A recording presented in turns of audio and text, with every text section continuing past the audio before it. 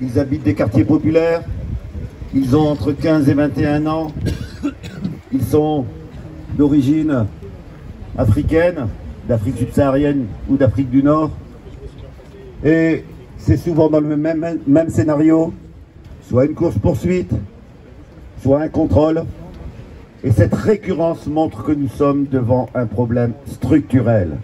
Ça n'est pas l'affaire de quelques policiers voyous, c'est l'affaire de l'institution policière. Et c'est celle-ci qu'il faut transformer de fond en comble.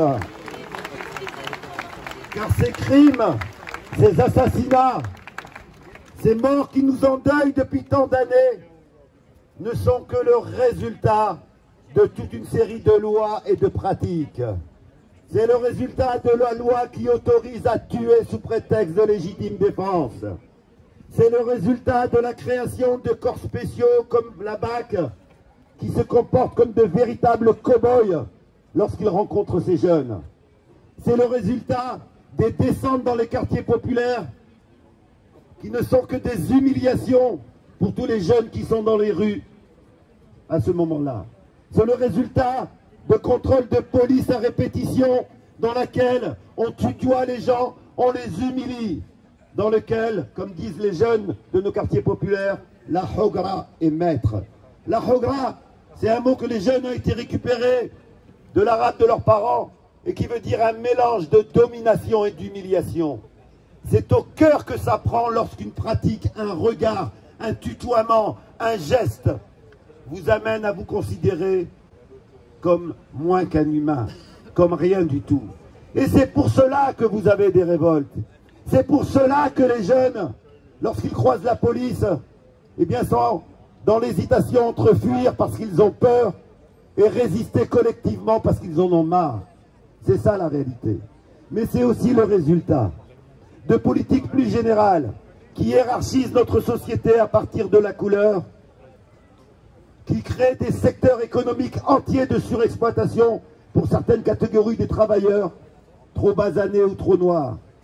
Et c'est ce que nous avons ici dans notre région, qui a été mis en visibilité par la lutte des travailleurs sans papier d'Emmaüs, qui sont venus révéler qu'en plein 21e siècle, dans notre société, et le préfet ne nous dira pas qu'il n'était pas au courant, et le gouvernement ne peut pas nous dire qu'il n'était pas au courant, eh bien survivaient des pratiques esclavagistes, avec des gens qui travaillaient 40 heures par semaine pour 150 € par mois, et de surcroît des propos racistes et des humiliations.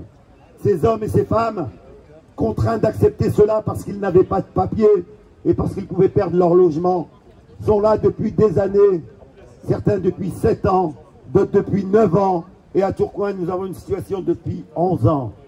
Voilà la situation, et c'est ce type de pratique qui de chaîne en chaîne conduit après, justement, à la mort.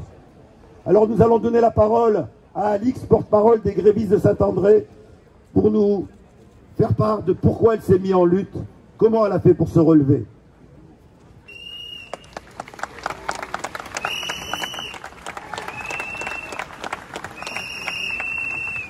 Bonjour camarades, merci pour cette prise de parole. Je suis Alix, gréviste d'Emmaüs Saint-André, Saint-André-les-Lilles, au 181 rue du Général Leclerc. Pourquoi nous nous sommes mis en grève et pourquoi précisément Emmaüs? Et pourtant, tout le monde ici, Emmaüs, pour vous tous, c'est une entité qui œuvre pour ces personnes-là en situation précaire, ces personnes démunies à qui on doit apporter un soutien, une aide. Emmaüs, c'était le rêve d'un homme qui avait des valeurs d'amour et de partage. Cet homme que vous tous, Français, vous connaissez bien, l'abbé Pierre. Mais aujourd'hui, l'œuvre de cet homme, Emmaüs, est devenue une entreprise. Une entreprise où les dirigeants, sinon les responsables, ont décidé de la ramener à l'ère coloniale. Ils ont ramené ces entreprises à l'ère du maître et de l'esclave. Le temps où le maître se baladait dans ces champs de coton, ce champ des cannes, avec son fouet, et demandait à ses esclaves de ramasser le coton, le cacao, la canne dans ses plantations. C'est ça que nous sommes devenus à Emmaüs, où nous passons des heures de travail sans relâche, 40 heures par semaine, hommes et femmes. Quand bien même nos conditions physiques ne nous permettent plus d'avancer, mais on vous dit, si tu ne veux pas continuer, tu rentres chez toi. Et figurez-vous que chez toi, ce n'est pas dans ta maison, ce n'est pas dans ton petit hébergement à l'étage, non, chez toi, c'est dans ton pays d'origine. On te dit, si tu es fatigué, si tu ne veux plus travailler, tu n'as rien à faire ici, tu peux partir. Tu ne peux pas partir où tu couches, non, partir d'où tu reviens, dans ton pays d'origine. C'est ça qu'est devenu Emmaüs. On travaille 40 heures par semaine. Lorsque nous faisons le total de 16 heures, nous avons 160 heures par mois pour un salaire de 150 €. Personne ni personne dans ce pays n'acceptera de travailler pour ce montant-là. Jamais au grand jamais. Mais ces personnes ont décidé de faire de nous leur machine à soupe. Ces personnes ont décidé de se remplir les poches, de s'enrichir grâce à la valeur et à la condition des hommes que nous sommes. Oui, messieurs et dames, ce que nous vous disons, c'est la vérité. Nous remercions encore même nos amis de Tourcoing qui se sont joints à nous dans cette dénonciation. Parce que malgré cela, il y a encore, je le pense, des sociétés dans lesquelles ces personnes-là vivent dans ces conditions, travaillent dans des conditions pareilles. Nous avons été rabaissés. Nous avons été réduits à notre plus petite existence humaine. Nous avons toujours été rappelés à nos couleurs de peau, nos origines, d'où nous venons.